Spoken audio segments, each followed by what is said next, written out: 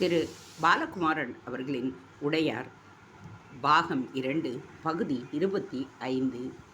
எல்லா கிராமங்களிலும் மக்கள் தொகை மிக குறைவாக இருக்கிறது. பெண்கள் தான் அதிகம் இருக்கிறார்கள். ஏர் ஓட்டக்கூடிய ஆட்கள் வெகு சிலரே இருக்கிறார்கள். அவர்களால் இவ்வளவுதான் பாடுபட முடியும். இதில் வருகின்ற வருமானம் போதும் என்று மௌனமாக இருந்து விடுகிறார்கள். கிராமங்களில் மக்களை காணோமே, அதற்கு நாம் தான் காரணமோ? திடீரென்று ஒரு பயம் அந்த வீரனுக்கு வந்தது. இன்னும் அதிகமாக விசாரிக்க, போருக்கு போய் இருந்தவர்களின் எண்ணிக்கை மிகவும் குறைவென்றும், ஆனால் போரில் போய் ஜெயித்து வீட்டுக்கு வந்தவர்களை இப்பொழுது தஞ்சைக்கு அழைத்து போகிறார்கள் என்றும், தஞ்சை மாநகரில் மிகப்பெரிய கோவில் கட்டுவதால் அங்கு ஆட்கள் அதிகம் தேவைப்படுகிறது என்றும், இங்குள்ள விவசாய விஷயங்களுக்கும் வேறு சில விஷயங்களும் பாதிக்கப்பட்டிருப்பதாகவும் சொன்னார்கள். விழும் கருவியின் இரும்பு கூர்முனை வளைத்து கிடக்கிறது. பாறையில் மோதி நலிந்து விட்டது. இதை அடித்து சரி செய்தால்தான் சீராக உழ முடியும். என்னிடம் இருப்பது ஒரே ஒரு விழும் கருவி. இதன் ஏர்முனையை நானே உட்கார்ந்து சரி செய்து பார்த்தேன். முடியவில்லை. சரி செய்யும் ஆளுக்கு எங்கு போக வேண்டும் என்றும் தெரியவில்லை என்று ஒரு கிழவர் சொல்ல, அந்த வீரன் கோபமானான். ஏன், உங்கள் கிராமத்து கர்மார் எங்கே போனார் என்று கோபமாக விசாரித்தான். அவர் போய் 3 வருடம் ஆகிவிட்டது. ஆள் அனுப்பி தஞ்சைக்கு கூட்டு கொண்டு போய் விட்டார்கள். அவரை மட்டுமல்ல, மரத்தச்சர்களும் கிராமத்தில் கிடையாது. குயவர்களும் இல்லை. நாங்களே சில கிழவர்களை வைத்துத்தான் இந்த வேலைகளை எல்லாம் செய்து கொண்டே இருக்கிறோம் என்று அலுப்பாக சொன்னார்கள். வேறு என்னென்ன குறை உங்களுக்கு? வேறொரு சோழ வீரன் அந்த கிராமத்து மக்களை கேட்டான். இந்த அழகான வாலிபன் மௌனமாக கிராமத்து மக்களை பார்த்து கொண்டே இருந்தான். தான் யார் என்று வெளிப்படுத்தாமல் அடக்கமாகவும் இருந்தான். அந்த ஊரில் அவனுக்கு சில வாலிபர்களை தெரியும். ஆனால் அவர்களெல்லாம் ஊரை விட்டு தஞ்சைக்கு 1 வருட காலத்திற்கு மேல் அழைத்து போய்விட்டார்களாம். எங்கே இருக்கிறார்கள், என்ன செய்கிறார்கள் என்று தெரியவில்லையாம். அதிகம் வயதானவர்களுக்கு இவனை பற்றி தெரியவில்லை. ஸ்ரீ ராஜராஜ சோழர் நலமா? அவர் இந்த இடத்தில் உட்கார்ந்து எங்கள் வீட்டு உணவை உண்டிருக்கிறார். செண்பகப்பூக்களால் மாலை செய்து அவருக்கு அணிவித்திருக்கிறோம். ஊரை விட்டு கிளம்பும் வரை மாமன்னர் அதை கழற்றவே இல்லை என்று பெருமையுடன் நினைவு கூர்ந்தார். மற்ற கிழவர்களும் அதை ஆமோதித்தனர். இளம்பெண்கள் வியப்போடு வீட்டுக்குள்ளே இருந்த அந்த வீரர்களை பார்த்தார்கள். இவரை எங்கோ பார்த்தது போல இருக்கிறதே, அவனை சுட்டி காட்டி கேட்டார்கள். நான் ஒரு சேனாதிபதி. அவன் அவசரமாக பதில் சொன்னான். அப்படியா என்று அவர்கள் சமாதானமானார்கள். எங்களுடைய முதல் பிரச்சனை நல்ல துணிகள். துணிகள் இந்த பக்கம் வந்து வெகு நாட்கள் ஆகிவிட்டன. வழக்கமாக வருடத்திற்கு 2 முறை நெசவாளர்கள் துணி கொண்டு வந்து விற்பார்கள். நிறைய நெல் வாங்கி கொண்டு போவார்கள். ஆனால் இந்த முறை அவர்கள் வரவில்லை. துணிகள் கிழிந்து விட்டன. நல்லது கெட்டதுக்கு கூட வெளியே போக சிரமமாக இருக்கிறது என்று சொல்ல, அந்த இளைஞன் பனை ஓலையின் அறிக்கை எடுத்து அதில் 4 வரிகளை எழுதி அந்த ஊர் பெரியவரிடம் கொடுத்தான். பின்னால் மிகப்பெரிய பொதிகளுடன் மாட்டு வண்டிகள் வருகின்றன. சோழ தேசம் நோக்கி போகின்ற வண்டிகள் அவை. அந்த ஓலையை 3வது வண்டியில் கொடுத்து 10 கோல் நீளத்திற்கு புடவை வாங்கி கொள்ளுங்கள். அழுத்தமான சாய துணிகளும் கிடைக்கும். இந்த ஓலையை கொடுத்தால் வெகு நிச்சயம் அவர்கள் கொடுப்பார்கள். பதிலுக்கு நாங்கள் என்ன தர வேண்டும்? அவர் பரபரப்பாக கேட்டார். எதுவுமில்லை, என்னுடைய அன்பளிப்பாக இருக்கட்டும். நீங்கள் யார் என்று தெரியவில்லையே. அந்த கிராமத்து பெரியவர் எழுந்து நின்று கைகூப்பினார். நான் தான் சேனாதிபதி என்று சொன்னேனே. அந்த வீரர்களோடு அவன் குதிரையில் தாவி ஏறினான். கிராமத்து தெருக்களில் குதிரையை செலுத்தினான். ஒரு நடுத்தர வயது பெண்மணி ஓடி வந்து அந்த கிழவன் கையில் இருந்த ஓலையை வெடுக்கென்று பிடுங்கினாள். வெளிச்சத்தில் தடவி பார்த்தாள். அடே, இது ராஜேந்திரர், இளவரசர் ராஜேந்திரர் என்று உரக்க கத்தினாள். அதற்குள் குதிரைகள் பல கஜ தூரம் முன்னே போய்விட்டன. கிராம மக்கள் பின்னே ஓடி வந்தும் அவன் குதிரையை வேகமாக செலுத்தினான். கிராமத்தை விட்டு வெளியே வந்தான். கிராமத்து மக்கள் பின்னே நின்றபடியே அவன் பெயரை சொல்லி வாழ்த்து சொன்னார்கள். மேல் துண்டுகளை வானத்தில் வீசி எறிந்து சந்தோஷத்தை தெரிவித்தார்கள். அந்த பெண் மட்டும் விடாத குதிரையை துரத்தி கொண்டு ஓடி வந்தாள். அவளுக்காக குதிரைகள் நின்றன. மூச்சிறைக்க வந்தவளை பார்த்து இளவரசர் ராஜேந்திரர் மென்ன புன்முறுவல் செய்தார். என்ன வேண்டும் தாயே என்று கேட்டார். நீங்கள் நீடூடி வாழ வேண்டும். எனக்கு உடன் பிறந்த அண்ணனாய் நினைத்து உங்களை சொல்லுகின்றேன். நீங்கள் மனைவி மக்களோடு மிக நலமாக இருக்க வேண்டும் என்று எங்கள் ஊர் நடராஜ பெருமானை வேண்டிக் கொள்ளுகிறேன். அவருக்கு நெய் விளக்கும் போடுவேன். நாங்கள் கேட்காமலேயே இவ்வளவு துணியை கொடுத்திருக்கிறீர்களே, உங்களுக்கு எப்படி நன்றி சொல்வது என்று தெரியவில்லை. இன்னொரு விண்ணப்பம். தயவுசெய்து ஒரு மாதம் வேலைக்காக ஒரு கருமாரை ஒரு மரத்தச்சரை மட்டும் எங்கள் கிராமத்திற்கு அனுப்பி வையுங்கள். இங்கு பல விஷயங்கள் இருக்கின்றன. எங்களால் முடிந்த அளவு செப்பனிட்டுக் கொள்கிறோம். ஆனால் சிலர் அறிவிசான வேலைகளை எங்களால் செய்ய முடியவில்லை. உதாரணத்திற்கு மாவரைக்கும் எந்திரத்திற்கு சரியான கைப்படி மாட்ட முடியவில்லை. இது பாருங்கள், கையெல்லாம் புண்ணாகிவிட்டது. அவள் உள்ளங்கையை விரித்து காட்ட கருப்பு கருப்பாய் காய்ந்து போன கொப்புளங்கள் இருந்தன. நிச்சயமாக செய்கிறேன். அவர் ஒரு வீரனிடம் முணுமுணுப்பாய் ஏதோ சொல்ல அவன் சரி என்று தலையசைத்தான். காவிரி நதியை கடந்தவுடன் எதிர்ப்புறம் கருமாரையும் அரத்தச்சரியும் இந்த வீரர் அழைத்து வந்து உங்களிடம் ஒப்படைத்து விட்டு போவார். 1 மாதம் அல்ல, 2 மாதம் அல்ல, அவர்களை உங்களோடையே தங்க வைத்து வேலை வாங்கிவிட்டு பிறகு அனுப்புங்கள். இவரை அடையாளம் பார்த்து கொள்ளுங்கள், பயந்து விடாதீர்கள் என்று சொல்ல அவர் உரத்த குரலில் இளவரசர் ராஜேந்திரர் வாழ்க என்று கத்தினாள். இளவரசர் ராஜேந்திரர் கையை உரித்து ஆசீர்வதித்தார். குதிரையை திருப்பினார். அந்த பரிசில் ஏரிக்கரையை முட்டி நின்றதும் குதிரை மண் சரிவில் அழுத்தமாய் கால் வைத்து விரைவாய் ஏறி சமதளத்தை அடைந்தது. மற்ற வீரர்களும் பின்தொடர்ந்தனர். பச்சை நறுமணம் வேகமாய் மூக்கை தாக்கிற்று. வைக்கோல் நெடி சுகமாய் நுரையீரல் முழுவதும் பரவிற்று. பரிசில்காரருக்கு பணம் வழங்கப்பட்டது. குதிரைகள் வெகு சீராய் நல்ல அகலமான மண்தரையில் தஞ்சையை நோக்கி ஓடத் துவங்கின. சில நாழிகைகளில் குடந்தையின் எல்லையை அடைந்தார்கள். அங்கே ஓடுகின்ற காவிரியை அந்த வீரர்கள் குதிரையில் இருந்தபடியே தாண்டினர். காவிரியில் மார்பளவு ஆழம் இருந்ததால் குதிரைகள் அதை எளிதாக கடந்தன. இளவரசர் ராஜேந்திரருக்கு புதிய துணியை கொடுக்க ஒரு வீரன் முற்பட்ட பொழுது வேண்டாம் என்று சொன்னார். தலைப்பாகையை உதறி இடுப்பில் சுற்றி கொண்டு இடுப்பு வேட்டியை வேறொரு வீரனிடம் கொடுக்க அவன் விரைவாக பிழிந்து கொடுத்தான். உதறி 2 வீரர்கள் அதை காய்வதற்காக பிடித்து கொண்டனர். ஆழ்ந்த சிந்தனையோடு கரையிலிருந்து காவிரியை பார்த்தார். ஆடி முடிந்துவிட்டது. இன்னும் வெள்ளப்பெருக்கு நிற்கவில்லை அல்லவா? ஆம், குடகுமலை பக்கம் தொடர்ந்து மழை பெய்வதாக சொல்லுகிறார்கள். மிகப்பெரிய நிலச்சரிவும் ஏற்பட்டு விட்டதாக சொல்லுகிறார்கள். தண்ணீரை பாருங்கள், மஞ்சளாக இருக்கிறது. நிறைய மண் கலப்பிருக்கிறது.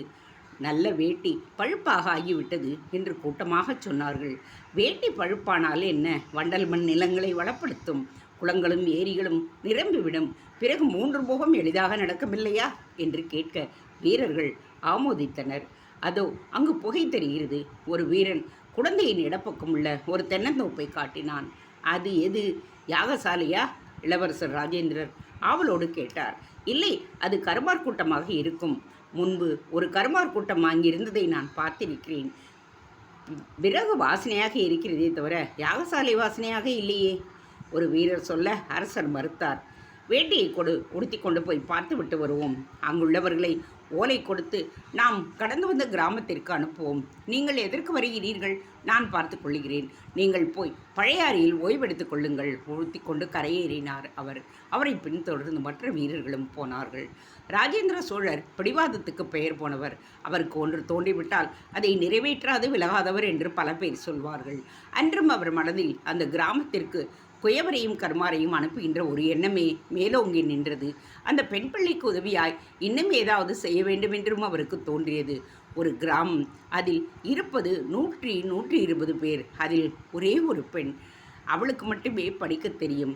அவளும் ஓடி வந்து வெறுமே குறை சொல்லிவிட்டு திரும்பி போயிருக்கிறாள். இதை நான் கவனிக்கவில்லை என்றால் வேறு யாரும் கவனிக்க மாட்டார்கள். எந்த கவலையும் படமாட்டார்கள்.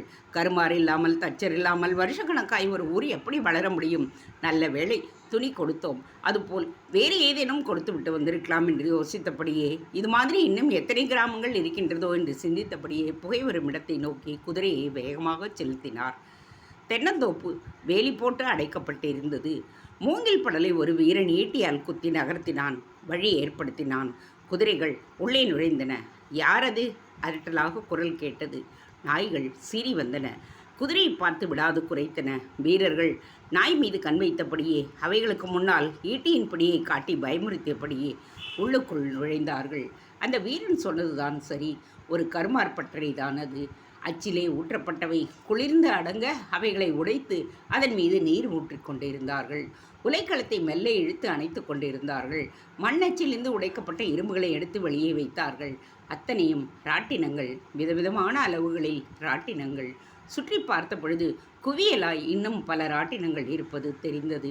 குதிரை வீரனை நோக்கி அந்த ராட்டினத்தை சுட்டி காட்ட அவன் இறங்கி போய் ஒரு இரும்பு தொண்டை எடுத்து வந்தான்.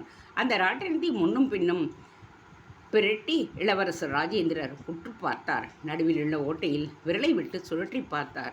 ராட்டினம் வேகமாக சுழன்றது. திருப்பி அந்த வீரனிடம் கொடுத்துவிட்டு மெல்ல குதிரையை பற்றையை சுற்றி வந்தார். யார் நீங்கள்? எதற்காக வந்திருக்கிறீர்கள்? என்ன வேண்டும் உங்களுக்கு? பார்த்தால் சோழ வீரர்கள் போல் இருக்கிறீர்கள். உள்ளே வருவதற்கு அனுமதி கேட்கவில்லையே. என்ன வேண்டும் என்று சொல்லுங்கள். கருமார் உரத்த குரலில் அதட்டினான். வீரர்கள் ராஜேந்திரனையை பார்த்து கொண்டிருந்தார்கள். நாங்கள் சோழ வீரர்கள்தான். நான் ஒரு சேனாதிபதி. வடக்கே போர்முனையிலிருந்து திரும்பிக் கொண்டிருக்கிறோம். போரில் பழுதுபட்ட எங்கள் ஆயுதங்களை சரி செய்து கொள்ள வந்தோம். புதிய ஆயுதங்களை வாங்க வந்தோம். ஏதேனும் ஆயுதங்கள் வைத்திருக்கிறீர்களா? எங்கே இருக்கின்றன ஆயுதங்கள்? ஆயுதங்களை செய்வதை நிறுத்திதான் வெகு நாளாயிற்றே. வெகு நாள் என்றால் 1 வருடம் ஆயிற்று. ஏன் ஆயுதங்களை செய்வதில்லை? போர் இல்லையே. போர் இல்லை என்று யார் சொன்னது? உங்களைப் போன்ற வீரர்கள் தான் சொல்லுகிறார்கள். அப்பொழுது என்ன செய்து கொண்டிருக்கிறீர்கள் இப்பொழுது நீங்கள்? ராட்டினங்கள், இரும்பு கம்பிகள், கடப்பாறைகள் செய்து கொண்டிருக்கிறோம். எதற்காக இவ்வளவு ராட்டினங்கள்? சோழ தேசத்தில் உள்ள அத்தனை ராட்டினங்களும் தேய்ந்து விட்டனவா என்ன? இல்லை, வீட்டில் உள்ள ராட்டினங்கள் தேயவில்லை.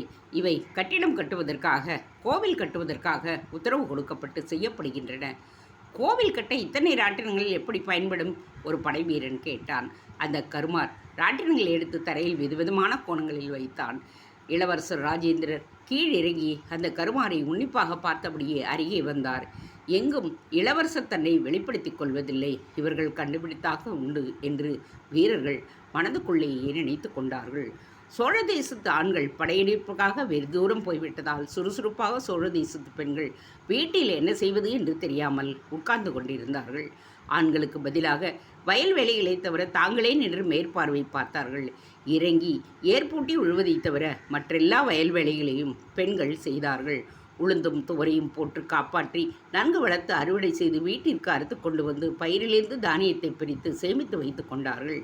வேர்க்கடலையும் திலதம் என்கின்ற எல்லையும் கொண்டு போய் வணிகர்களிடம் கொடுத்து அவர்கள் ஆட்டி கொடுக்கும் எண்ணெயை வீட்டிற்கு எடுத்து கொண்டு வந்தார்கள். என் தகப்பனும் என் புருஷனும் என் தம்பியும் போருக்கு போயிருக்கிறார்கள். எந்த தேசத்தில் எங்கு போய் என்ன சாப்பிடுகிறார்களோ அந்த என்ன மரத்தடியில் தோண்ட போய் கிடைக்கின்றார்களோ தெரியவில்லை. இங்கு நல்ல விளைச்சல், வீடு முழுவதும் தானியம், விதவிதமான தின்பண்டங்கள் செய்யலாம். ஆனால் செய்து தின்பதற்கு மனம் வரவில்லை. என்ன செய்வது? இப்படி தானியத்தை விட்டுவிட்டாலும் நல்லதில்லை, பூச்சி அரித்து போகும் என்று சொல்லி தானியங்களை மாவாக அரைத்ததை தின்பண்டமாக மாற்றினார்கள். அரிசி புட்டும் அதிரசமும் தென்குழலும் வடையும் எள் உருண்டையும் செய்தார்கள். பெரிய தட்டிலே எடுத்து கொண்டு போய் கடைத்தெருக்களில் கூவி விற்றார்கள். அப்படி செய்த பண்டங்களை ஊர் தாண்டி எடுத்து கொண்டு போய் கருமார் புலத்திலும் பொற்கொள்ளர் புலத்திலும் நெசவாளர்களுக்கு நடுவிலேயும் கொண்டு போய் விற்றார்கள். தானியம் பயிர் செய்து அறுத்து வீட்டுக்கு கொண்டு வர வசதி இல்லை, நேரமும் இல்லை. எனவே தானியங்களை வாங்கி கொள்ளவும் தின்பண்டங்களை ருசித்து பார்க்கவும் கருமார் கூட்டத்தினர் அதிகம் விரும்பினர். பதிலுக்கு காசாகவும் பொருளாகவும் கொடுத்தார்கள். இருப்பு சட்டியும் இரும்பு அடுப்பும் வாங்கினார்கள். நீண்ட கரண்டியை கருமார்கள் செய்து கொடுத்தார்கள். துணியும் பொன்னகையும் எளிதில் கிடைத்தன.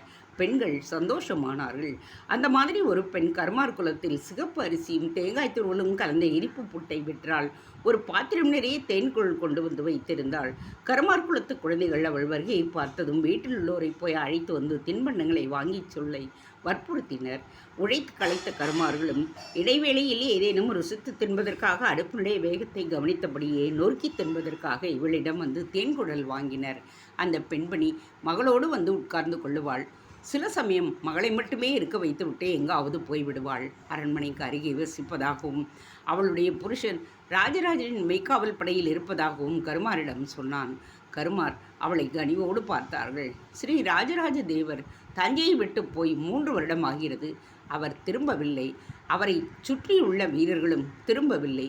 3 வருடமாக புருஷன் எங்கிருக்கிறான், எப்படி இருக்கிறான் என்று தெரியாமல் புட்டும் தேன்குழலும் வெற்றி கொண்டிருக்கிறார்களே, பாவம் என்று ஒரு எண்ணம் தோன்றியது. அவளுக்கு உட்கார்ந்து விற்பதற்கு சரியான இடம் காட்டினார்கள். குடிக்க நீரும் உணவும் கொடுத்தார்கள். அவள் அதிகம் பேசாமல் கருமாருடைய வேலைகளையே கவனித்துக் கொண்டிருப்பாள். அவர்களை ஏதேனும் உறக்க கத்தினால் போய் என்ன என்று கேட்பாள். அவர்கள் சண்டையிடுவதை வேடிக்கை பார்ப்பாள். மறுபடி தன்னுடைய இடத்திற்கு வந்து வியாபாரத்தை கவனிப்பாள். நாங்கள் ஏதோ பேசிக்கொள்கிறோம், நீ ஏன் வந்திருக்கிறாய் என்று கேட்க எனக்கு பொழுது போகவில்லை, அதனால் வந்தேன் என்று அவள் பதில் சொன்னாள். அதன் நடவடிக்கை சந்தேகத்திற்குரியதாக இருக்கிறதா? ஒரு வாலிபன் கேட்க மற்ற பெண்கள் அவளுக்கு ஆதரவாக வந்தார்கள். அவளுக்கு பொழுது போகவில்லை. வந்து உங்கள் சண்டையை கவனிக்கிறாள், இதற்கு போய் சந்தேகப்படுவானேன் என்று அலட்டிக் கொண்டார்கள். அதனால் அவள் இருப்பு அங்கே சௌகரியமாயிற்று, சுதந்திரமாயிற்று. காலையில் கொண்டு வந்த தின்பண்டங்கள் அத்தனையும் விட்டுவிட போதும் என்று பாத்திரத்தை தூக்கி கொண்டு திரும்பி போக எழுந்த பொழுது குதிரை வீரர்கள் உள்ளே வருவதும் கருமார் புலத்தை சுற்றி வருவதும் அவளுக்கு தெரிந்தது. சட்டென்று அவள் கூர்மையானாள். 10 நாட்களுக்கு முன்பு அதிகாரிகள் அவளை தனியே அழைத்து கொண்டு போய் என்ன விற்கிறாய், எங்கே விற்கிறாய் என்றெல்லாம் கேட்டுவிட்டு அவள் புருஷனை பற்றிய விவரங்களை வாங்கி கொண்டு அவனை பற்றிய தகவல்களை நிச்சயமாக விசாரித்து சொல்லுகிறோம் என்று கூறி அவளிடம் ஒரு உதவியும் கோரினர். யார் கருவால் புறத்தில் நுழைந்தாலும் என்ன வித்தியாசமாக நடந்தாலும் அதை உடனடியாக அரண்மனை நிலைய அதிகாரிகளுக்கு தெரிவிக்க வேண்டும் என்று கட்டளையிட்டிருந்தார்கள். நல்ல தகவலாக இருந்தால் சன்மானம் நிச்சயம் உண்டு என்று ஆசையும் காட்டினார்கள். அவள் காலியான பாத்திரத்தை பார்த்தாள். திரும்பி பெண்ணை பார்த்தாள். ஓடிப்போய் தேன் கொள்ளும் அதிரசமும் இதில் நிரப்பி எடுத்து கொண்டு வா. இன்னொரு பாத்திரத்தில் புட்டு வைத்திருக்கிறேன், அதையும் எடுத்து கொண்டு வா என்று கட்டளையிட்டாள். உன்னால் தூக்க முடியவில்லை என்றால் உன் அண்ணனை வரச் சொல் என்று காதோரம் ரகசியமாக கூறினாள். குழந்தை அந்த இடத்தை விட்டு வேகமாக ஓடியது. அந்த பலகாரக்காரி இன்னும் அருகே போய் அந்த குதிரைகளையும் வீரர்களையும் இதுவரை பார்த்தே இல்லாத விஷயங்களைப் போல பார்க்க துவங்கினாள். முகத்தில் ஒரு அப்பாவித்தனத்தை வரவழைத்து கொண்டாள். ஒரு தலைவனை போல் இருந்த அந்த குதிரை வீரன் நிதானமாக கர்மார் சொன்ன ராட்டினங்களை பார்த்து கொண்டிருக்க, அவள் அடுக்கி வைத்த அமைப்பையும் பற்றி கேள்வி கேட்டுக்கொண்டிருக்க, மற்ற வீரர்கள் கர்மார் புலத்திலும் நாலாபுரமும் பார்த்து கொண்டும் சிரித்து கொண்டும் கர்மார் பெண்களின் அடைவுடை பாவனைகளை உற்று கவனித்து கொண்டும் இருந்தார்கள். வெகுநாள் பெண்களோடு தொடர்பு இல்லாதபடியால் உள்ளுக்குள் சாதாரண பெண்களை பார்த்ததும் காமமும் குரோதமும் குதூகலமும் கிளற சில வார்த்தைகளை அதிகமாகவே உதித்தார்கள். அந்த தலைவனை பின்தொடர்வதை தவிர அந்த வீரர்களுக்கு அருகே போய் நின்று கொண்டாள் அவள். ஏதேனும் பேசுவது கேட்கும் என்று திசை மாறினாள், இடம் மாறினாள், வீரர்களுக்கு அருகே போய் நின்றாள். இன்று இரவே தஞ்சையில் நுழைந்து விடுவார் என்று நினைக்கிறாயா? ஆம், இன்று இரவே நுழைந்து விடுவார். கருமார் குலத்தில் எதற்காக இப்படி சுற்றி கொண்டிருக்கிறார்? இந்த இடமும் தஞ்சைக்கு அருகே இருக்கிற கருந்தட்டாக்குடியும் வெகு சீக்கிரம் பிரபலமடையப் போகின்றன என்று திருவொற்றியூரில் இருந்தபொழுது அவர் சொன்னதாக ஞாபகம். கோவிலுக்கான வேலைகளை அவர்கள் செய்து முடித்ததும் இன்னொரு மிகப்பெரிய படையெடுப்புக்கான ஆயுதங்களை செய்வதற்கு உண்டான உதவிகளை நாம் செய்ய வேண்டும் என்று பேசியதாகவும் ஞாபகம். கருந்தட்டாங்குடி கர்மார்களை விட குடந்தையில் இந்த காவிரி கரையோரமாக கர்மார்கள் மிகுந்த கெட்டிக்காரர்கள். கூர்மையான முனையுள்ள மெல்லிய அம்புகளை செய்வதில் கைத்தேர்ந்தவர்கள்.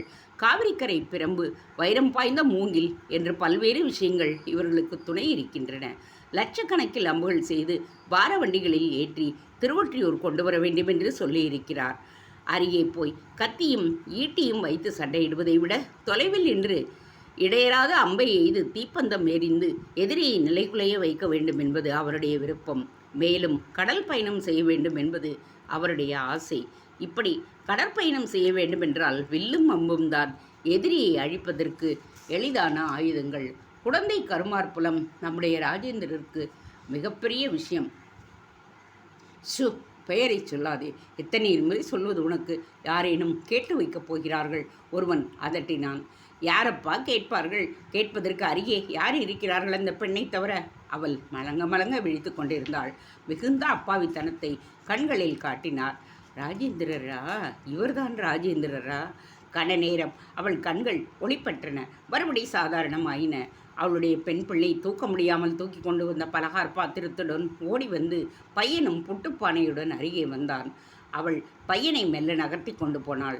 போய் அதிகாரிச்சிடம் கடல் புலி வந்திருக்கிறது, குழந்தை கருமார் புலத்தை சுற்றி கொண்டிருக்கிறது என்று தெரிவி என்று சொன்னாள். எங்கிருப்பாள் என்று தெரியுமா? திருச்சத்தி முற்றத்திற்கு அருகே இருக்கிறது அவளுடைய வீடு. எனவே இங்கிருந்து நீ ஓடிப்போய் சொன்னால் தான் முடியும். எந்த இடத்திலும் நிற்காமல் வேறு எவரிடமும் சொல்லாமல் விரைவாய் நீ ஓடிப்போய் சொல்லிவிட்டு வா. அந்த பையன் சட்டிகளை கொடுத்துவிட்டு மெல்ல கருமார் புலத்தை விட்டு நடந்து போனான். பிறகு திபுதிபு என்று ஓடத் தொடங்கினான். யாரோ அடித்து துரத்துவது போல் ஓடுவதை பலர் வேடிக்கை பார்த்தனர். அவன் பாத்திரத்துடன் இளவரசர் ராஜேந்திரன் அருகே போனாள். அந்த பெண் திறந்தாள். தேன்குழல் வாங்கி கொள்ளுகிறீர்களா? அதிரசம் வெள்ளப்புட்டு இருக்கின்றது, வேண்டுமா? ஒரு கை பொட்டு, ஒரு காசு. 3 காசுக்கு 3 அதிரசம், 5 தேன்குழல். வேண்டாம் என்று இளவரசர் சொல்லிவிட்டு ராட்டினங்களை உற்று பார்க்க அங்குள்ள குழந்தைகள் அவளோடு பாத்திரத்தை பார்ப்பதை பார்த்து விட்டார். உன் பாத்திரத்தில் இருக்கின்ற பலகாரங்களுக்கு மொத்தமாக என்ன விலை? 10 காசு இருக்கும், ஏன் மொத்தமும் வாங்கிக் கொள்ளுகிறீர்களா? ஆவலோடு கேட்டாள். சரி கொடு. அவன் அந்த வீரனுக்கு கண் காட்ட அவன் 10 காசுகளை எடுத்து அவளிடம் நீட்டினான். அவள் பாத்திரத்தை இளவரசர் முன்பு வைத்தாள். இளவரசர் குனிந்து தென்குழலை பார்த்தார். மெல்ல எடுத்தார். சிவந்த நிறமாயிருந்த தென்குழலை பார்த்ததும் கடித்து சுவைக்க வேண்டும் என்ற எண்ணம் ஏற்பட்டது. ஒன்றை எடுத்து கடித்து சுவைத்தார். மற்ற வீரர்களும் அருகில் வந்தார்கள். எடுத்துக்கொள்ளட்டுமா என்று கேட்டார்கள். அனுபவியுங்கள் என்று சொல்ல அவர்களும் கைவைத்தார்கள். வீரர்கள் எடுத்துக்கொண்டதும் பாத்திரத்தை எடுத்து அங்குள்ள குழந்தைகளிடம் நீட்டினார். குழந்தைகளும் ஆளுக்கொன்று எடுத்துக்கொண்டார்கள். வயதான கிழவர்கள் கை நீட்டி குழந்தைகளிடமிருந்து வாங்கி கொண்டார்கள். சிறிது நேரத்திலேயே பாத்திரம் காலியாகியது. ரொம்ப ருசி, ரொம்ப ருசி. இன்னமும் குழல் இருக்கின்றதா? இளவரசர் அவலாக கேட்டார். இல்லையே, சுட்டதெல்லாம் கொண்டு வந்து விட்டுவிட்டேனே, நாளைக்கு கொண்டு வரட்டுமா? பலகாரக்காரி ஆவலுடன் கேட்டாள். வேண்டாம், ருசியாக இருந்தது, அதனால் கேட்டேன். மறுபடியும் இந்த பக்கம் வருகின்ற போது உன்னை தேடி வந்து உன்னிடம் வாங்கிக் கொள்ளுகிறேன். அடுத்ததாக இளவரசருடைய கவனம் அம்புகளின் மீது சென்றது. ஏன் அம்புகளை நீங்கள் தயாரிப்பதில்லை? யாரும் கேட்பதில்லை. அறவே நிறுத்திவிட்டீர்களா? வேடுவர்களுக்கு மட்டும் 100, 120 அம்புகள் தருகின்றோம்.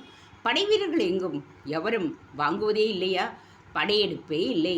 எங்கிருந்து வீரர்கள் வாங்குவார்கள்? தஞ்சைக்கு அத்தனையும் மறவர்களும் திரும்பி போய்விட்டார்களா? இல்லையே. வெளியூரில் இருக்கிற மறவர்களுக்கு ஆயுதம் போக வேண்டாமா? அங்கங்கே கருமார்கள் வைத்து தயார் செய்து கொள்ளுகிறார்கள் என்று கேள்விப்பட்டோம். அம்புகளுக்கு இங்கு வந்துதான் ஆக வேண்டும். ஆனால் அம்புகள் வைத்து செய்கின்ற யுத்தம் எதுவும் இல்லை என்று எங்களுக்கு தெரிய வந்தது. ஆம், இப்போதைக்கு அந்த வித எதுவும் இல்லை. ஆனால் இனிமேல் இருக்கும். அம்புகள் செய்வதை மறந்து விடாதீர்கள். இல்லை, அதிகம் அம்புகள் செய்து சேர்த்து வைத்தால் ஈரம் பட்டு உளுத்து போய்விடக்கூடும். அம்புகளின் வலிமை குறைந்துவிடும். அதனால் பிரம்புகளை காய வைத்து குடிசைகளில் அடுக்கி வைத்து விடுகிறோம். அம்புகளாக செய்வதில் சிரமம் இருக்கின்றது. அம்புகளாக செய்துவிட்டால் நாங்கள் வைத்து கொள்ளக்கூடாது. உடனடியாக வெளியே அனுப்புவதுதான் நல்லது. ஏன் அப்படி சொல்லுகிறீர்கள்? இல்லை என்றால் இங்குள்ள இளைஞர்கள் அதை எடுத்து வில் தொடுத்து ஒருவர் மீது ஒருவர் எடுத்துக்கொள்ள சில சமயம் விபரீதங்கள் ஏற்பட்டு விடுகின்றன. சிறங்கு பிடித்தவன் கையும் எறும்பு பிடித்தவன் கையும் சும்மா இருக்குமா? அம்பு மிக மோசமான ஆயுதம். அதை நாங்கள் அடுக்கி வைத்துக் கொள்வதே இல்லை. எனக்கு புரிகிறது. ஆயினும் வடக்கே திருவொற்றியூரிலிருந்து உங்களுக்கு அம்பு செய்ய உத்தரவு வரும். யார்? இளவரசர் ராஜேந்திரரா? திருவொற்றியூரில் ராஜேந்திரர் இருக்கிறார் என்று எங்களுக்கு சொல்லப்பட்டதே. ராஜேந்திரனிடமிருந்து உத்தரவு வராது, அவருடைய சேனாதிபதிகளிடமிருந்து வரும். எனவே நீங்கள் 1000 அம்புகளை இந்த மாதம் இறுதிக்குள் தயார் செய்து வைக்கலாம். நல்ல நாள் பார்த்து வேலையை ஆரம்பித்து விடுங்கள். உங்களிடம் இருக்கும் சிறந்த அம்புகளை எனக்கு கொடுங்கள் என்று சொல்லி வில் எடுத்து வரச் செய்து அம்புகளை சோதித்து பார்த்து வில்லில் தொடுத்து உயரே இருந்தும் மரங்களை துளைத்தும் நுனிக்கிளைகளை தரித்தும் விந்தை செய்து காட்டினார். வில் நன்கு வளையவில்லை. இல்லையென்றால் அம்புகள் வெகு தூரம் சீறி பாயும். இலக்கு தவறாமல் வேகமாக போகிறது. காற்றுக்கு எதிராக போகவும் அம்புக்கு வலுவிருக்கின்றது. அம்பின் பின்பகுதியை ஒரு சான் நீளத்திற்கு இறகு வைப்பது நல்லது. ஒரு சில அம்புகளில் 4 விரற்கடை இறகு வைத்திருப்பது நல்லது. ஒரு சான் அம்பு வைத்தால் அருகில் இருக்கிற இலக்குகளை அது கடுமையாக தாக்கும். தொலைதூரம் உள்ள இலக்குகளை 4 விரற்கடை இறகு இருக்கிற அம்புகள் தாக்கும். பிரம்பிலிருந்து எஃகு விலகி இல்லாமல் பிரம்பின் நுனிக்குள் வெகு சின்னதாய் கூம்பாய் வர்க்க முடியுமா என்று பாருங்கள். அந்த மாதிரி அன்பை குடமலை நாட்டில் வேடுவர்களிடம் பார்த்தேன். அம்புகளின் நுனியில் அணிந்து கொள்ளக்கூடிய சில கூரிய தொப்பி போல ஒரு இரும்பு வடிவத்தை மிக அழுத்தமாக பிரம்பிலே சொருவிடுகிறார்கள். காற்றை எதிர்த்து கிழித்து போகின்ற அவசியம் அம்புக்கு இல்லாமல் வெகு தூரம் அந்த அம்பு போகின்றது. அவர் மண்ணில் படம் வரைந்து காட்ட கருமார்கள் சுற்றி நின்று பார்த்து புரிந்து கொண்டார்கள். ஒரு தாமிரத்தகட்டை அப்படியே வளைத்து ஒருவன் பிரம்புக்குள் அழுதி காட்ட அந்த அம்பு அவனிடம் கொடுக்கப்பட்டது. அதை அவர் வளைத்து இழுக்க அம்பு வெகு தூரம் போய் காவிரியில் விழுந்தது. மிகுந்த அருமையான வேலையை செய்கிறீர்கள். சொன்னவுடன் புரிந்து கொள்ளுகிறீர்கள். குழந்தை கருமார்கள் பற்றிய பெருமை வெகு தூரம் பரவி இருக்கிறது. கீழே சாளுக்கிய தேசத்தில் உங்கள் ஆயுதங்களை வாங்கி பார்க்காத வீரர்களே இல்லை. எப்படி தயாரிக்கிறீர்கள் என்று பல்வேறு விதமான கேள்விகள் கேட்கிறார்கள். எல்லா புகழும் குழந்தை கருமார்களுக்கே சேர்ந்தது. இளவரசர் ராஜேந்திரர் வாயார சொல்ல அவர்கள் எல்லோரும் முகம் மலர்ந்தனர். இளவரசருக்கு எங்கள் அன்பை சொல்லுங்கள். நீங்கள் எப்பொழுது திருவொற்றியூர் போவீர்கள் என்று கேட்டனர். இப்பொழுதுதான் பழையாறையை நோக்கி போய்கொண்டிருக்கிறேன். பிறகு தஞ்சையை நோக்கி பயணம். தஞ்சையில் சிறிது நாள் தங்கி பிற்பாடு திருவொற்றியூர் செல்வேன். போகும் பொழுதும் உங்களை பார்க்கின்றேன். அதற்குள்ள 1000 அம்புகளை நான் சொன்ன விதமாக தயாரித்து விட முடியுமா? என்று கேட்க நிச்சயமாக முடியும் என்று அவர்கள் வாக்கு கொடுத்தனர். நீங்கள் யார் என்று சொல்லவில்லையே? ஒரு இளைஞன் அவரை பார்த்து கேள்வி கேட்டார். நான் ஒரு சேனாதிபதி. உங்கள் பெயர் என்ன? அது ஒன்றும் முக்கியமில்லை. நான் பெரிய ஆளில்லை.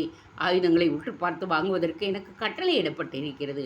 ஆயுதங்களை வாங்க வேண்டும் என்றுதான் இளவரசர் என்னை இந்த பக்கம் அனுப்பியிருக்கிறார். இவர்களுக்கு ஏதாவது முன்பணம் கொடுங்கள் என்று வீரர்களை பார்த்து சொல்ல ஒரு பை நிறைய பொற்கழஞ்சுகள் கொடுக்கப்பட்டன. அடடே, இவ்வளவு காசு எதற்கு? 1000 அம்புகளுக்கு மேல் காசு கொடுத்திருக்கிறீர்களே. 1000 அம்புகளோடு நின்று விடாது, அதற்கு மேலும் தேவைப்படும். எனவே பொற்காசுகளை கணக்கில் வைத்துக் கொள்ளுங்கள். பிற்பாடு அழகாக தீர்த்து கொள்ளலாம். அவர் கட்டளையிட்டு விட்டு குதிரை ஏறினார். உங்கள் பெயரை சொல்லாமலேயே போகிறீர்களே, அப்படி என்ன ரகசியமான பெயரா? அவர் பெயர் உங்களுக்கு தெரிந்தாக வேண்டுமா? சேரியின் விளிம்பிலிருந்து ஒரு குரல் கேட்டது. அதிகாரிச்சி வனமுடையாள்தான் குதிரை மீது உட்கார்ந்திருந்தாள். அவள் ராஜேந்திரரை பார்த்து மெல்லச் சிரித்தாள். அவள் யார் என்று அவருக்கு புரிந்துவிட்டது. நீங்கள் பேசிக்கொண்டிருப்பது எவரும் இல்லை, சோழ தேசத்தின் எதிர்கால நட்சத்திரம், விடிவிளக்கு, உதய சூரியன், சோழ பேரரசை கங்கை வரை பரப்பப் போகின்ற மாமன்னர், நாளைய சோழ தேசத்தின் சக்கரவர்த்தி, இன்றைய சோழ தேசத்தின் இளவரசர் ராஜேந்திரர் என்று உரக்கச் சொல்ல வீரர்கள் எழுந்து நின்றனர். கருமார்கள் நிலம்படிய விழுந்து வணங்கி எழுந்தார்கள். இளவரசரின் காலை தொட்டு கண்களில் ஒற்றி கொண்டார்கள். கைகளை பற்றி சிரசில் வைத்து கொண்டார்கள். என்னையா இது, என்னையா இது, இப்படி வந்து விட்டு போகிறீர்களே, இது நியாயமா? ஒரு கிழவன் புலம்பத் துவங்கினான். ஓடிப்போய் இளவரசருடைய கைகளை பற்றி கொண்டான்.